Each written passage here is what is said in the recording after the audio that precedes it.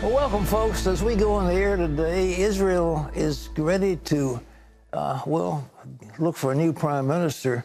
We're looking at chaos in the EU, the European Union, and as many as 300 tornadoes have hit the United States and massive floods taking place in Oklahoma.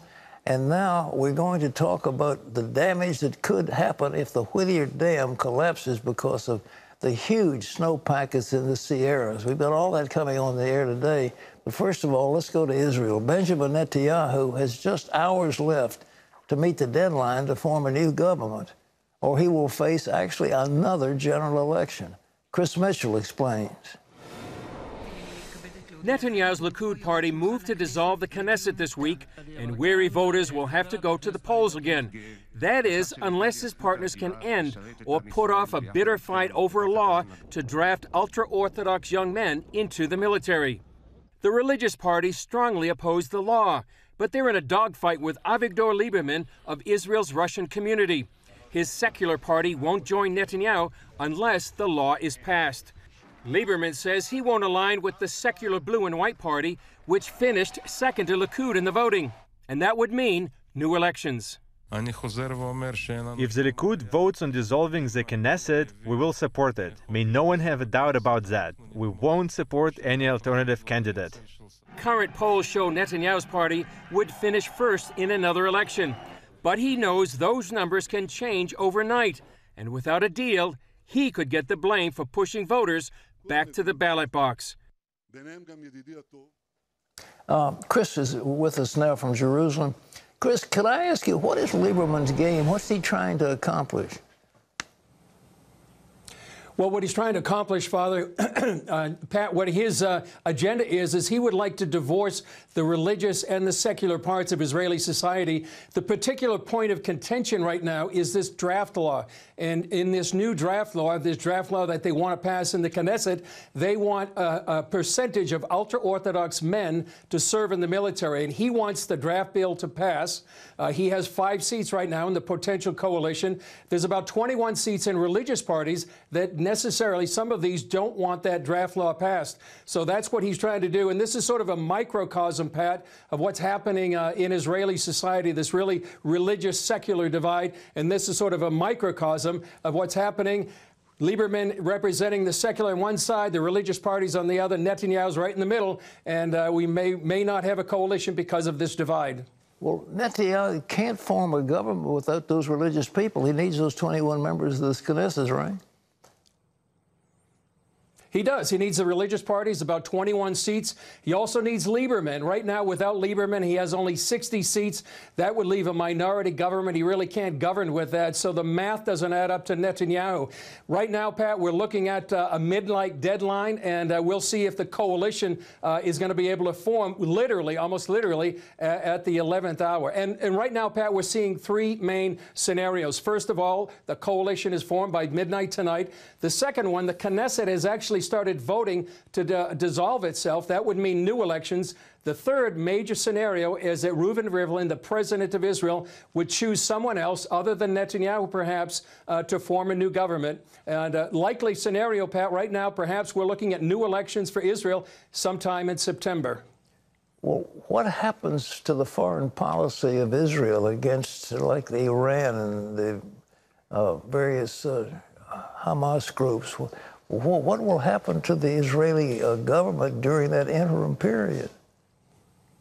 Well, it's a great question, Pat. You know, we're going to see that really Netanyahu will continue to serve as the prime minister. He's also the foreign minister and the defense minister, so he'll continue in these roles. There'll be a caretaker government until those elections, but it really delays any sort of major foreign policy moves. And what it does, too, Pat, it's really going to affect Trump's on releasing of the peace plan. You know, on June 25th and 26th is going to be a major economic summit in Bahrain, part of this President Trump's peace plan. It's likely, if the elections are delayed till September, there may be another delay in Trump's peace plan. So it's really going to be an uncertain political time here in Israel. But I think the foreign policy will continue to stand strong against Iran, its nuclear program, any presence in Syria as well.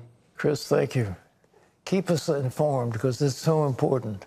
Well, in other news, establishment politicians in Germany, France, and the UK are shocked after nationalist parties made strong showings in Europe's recent elections. John Jessup has more of that. Thanks, Pat. After that strong showing by Eurosceptic parties in last week's elections, leaders are now fighting over who will lead Europe's parliament. As Dale Hurd reports, the European Union has much bigger problems. Leaders met in Brussels Tuesday to survey the wreckage from last week's disastrous European Parliament elections. Eurosceptic right-wing parties are poised to become the second biggest bloc in Parliament, as the big three of France, Germany, and the UK all took hits. French President Emmanuel Macron's party lost to Marine Le Pen, a woman the French media consistently portrays as a public menace. Angela Merkel reportedly is canceling her plan to retire rather than risk seeing her ruling coalition in Germany fall apart.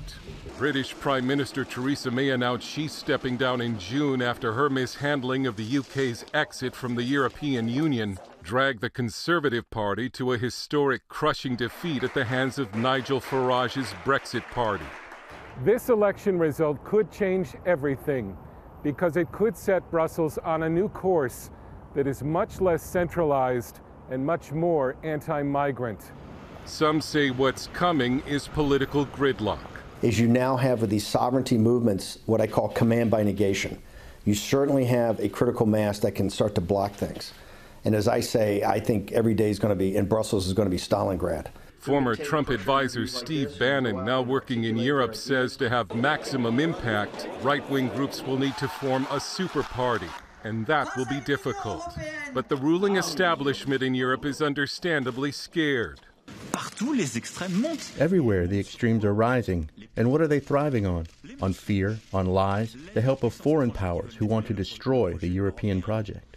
In Britain, where many expect Boris Johnson to take over from May, Farage is warning against a further delay on Brexit. If we do not leave the European Union on October the 31st, then just as we've surprised people in these European elections, we will go forward and absolutely stun them in the next general election. And on the continent, where this election was supposed to be a referendum on Europe's destiny, it's clear that the old status quo in Brussels is over. Dale Hurd, CBN News. Thanks, Dale. Pat, it looks like a change is a-coming. Well, I don't know if it's good news or bad news. I mean, but I think Europe was very socialistic. They were very much in favor of government action in people's lives. The Brits wanted to get out from under that stifling bureaucracy, and they're still trying the so-called Brexit that hadn't come to pass yet, but they voted to do it. Does this mean a Trump-style turn to the right, or is it just chaos? We don't know, and what it'll do to affect us, I don't know, because Europe, as a force in the world, has declined dramatically because of the decline in their population. Their percentage of the world's people has fallen precipitously over the last few years, and so Europe just isn't that big a deal anymore. The United States, China, India, these new countries are the ones that are taking charge, and Europe just really has become a non-entity, and this chaos is just part of it. John? Pat, the Supreme Court has weighed in on the divisive issue of abortion. The High Court Tuesday upheld parts of an Indiana law requiring aborted fetuses be buried or cremated. But the justices did not rule on a lower court's decision to overturn the state's ban on abortion for race, gender, or disability. In his own separate opinion, Justice Clarence Thomas wrote the Indiana provision promotes, quote, a state's compelling interest in preventing abortion from becoming a tool of modern-day eugenics, end quote. On CBN's Newswatch program, Peter Breen of the Thomas More Society praised Justice Thomas for calling out what he says is the racist and eugenic nature of abortion. He is trying to lay a foundation so that the court, when it takes up, say, the sex selection ban from some other state, it will have a good foundation to strike down the other side's arguments, to be able to say, hey, we can prohibit these sorts of sex selection abortions, race selection abortions. In another court ruling, the High Court declined to hear a challenge to a Pennsylvania school district's transgender policy. That policy allows transgender students to use bathrooms and locker rooms that match their gender identity, not their biological sex. Well, from Kansas to Pennsylvania, tornadoes struck several states Tuesday afternoon and evening. One touching down outside Lawrence, Kansas, devastating several neighborhoods and sending about 12 people to the hospital. The Kansas City Star reports devastation for a mile in every direction from the city of Linwood, and officials estimate the twister damaged or destroyed about 30 houses. Another tornado hit Morgantown, Pennsylvania, damaging homes but causing no injuries. Meanwhile, Oklahoma is still dealing with historic floods. Hundreds of homes evacuated west of Tulsa as heavy rain swelled the Arkansas River.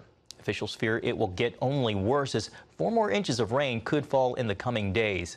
This marks the 12th straight day of reports of 8 tornadoes or more, and Pat, forecasters have recorded preliminary reports of 500 twisters in the last 30 days. It's just shocking what's happening, but these rains are extraordinary. I know that we were promised in the days of Noah that God would never allow the rain to flood over the earth, but we're certainly having our share of it.